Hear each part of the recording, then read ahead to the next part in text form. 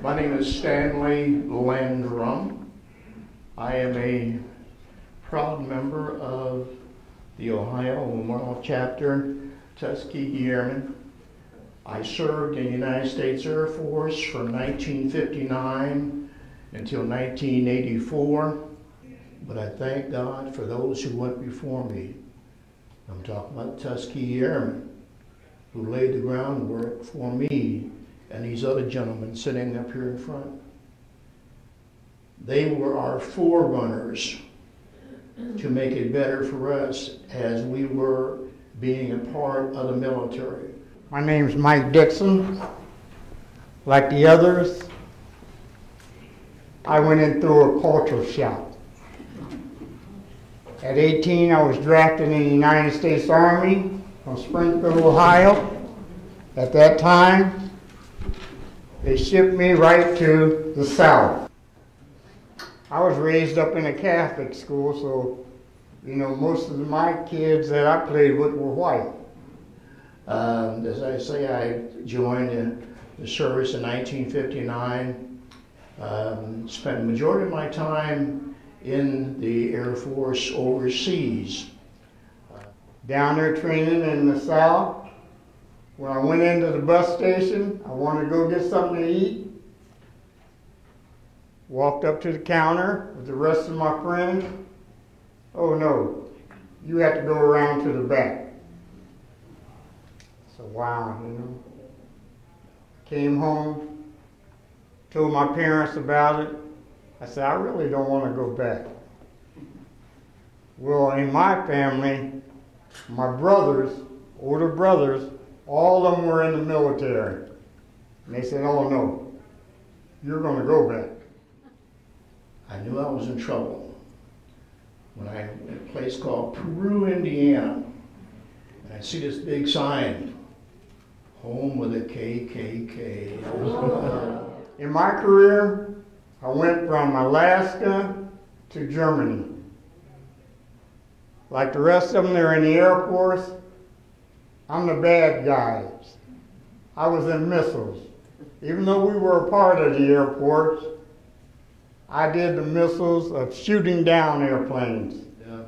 My job entailed that of loading aircraft with bombs and bullets. I loaded fighter aircraft and firebomb aircraft, and I also worked with munitions, nuclear weapons. I was instrumental in sending them to Desert Storm, Desert Shield. That was one of my biggest jobs. When they called me out of the field and they said, Sergeant Dixon, the general wants you. They want you at Frankfurt Air Force Base in person. So when I arrived at Frankfurt, the civilians looked at me and said, oh, close up their briefcase and said, the experts are here.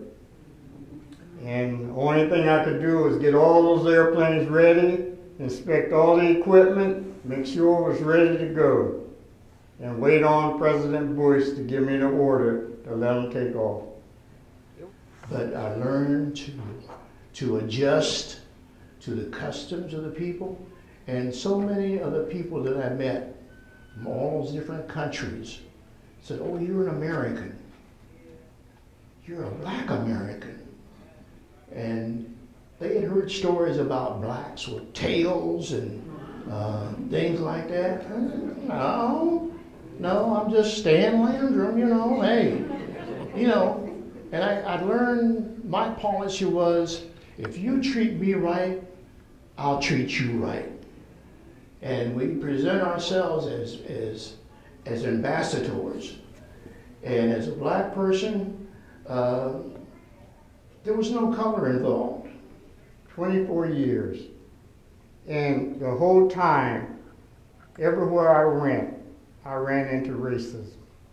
I ran into soldiers that would tell me, oh, Sergeant, you can't tell me what to do. And I would have to tell them, hey, I tell you what, if I can't tell you what to do, I'll escort you to jail. And I'll look at the colonel, and the colonel will say, no, he's me today.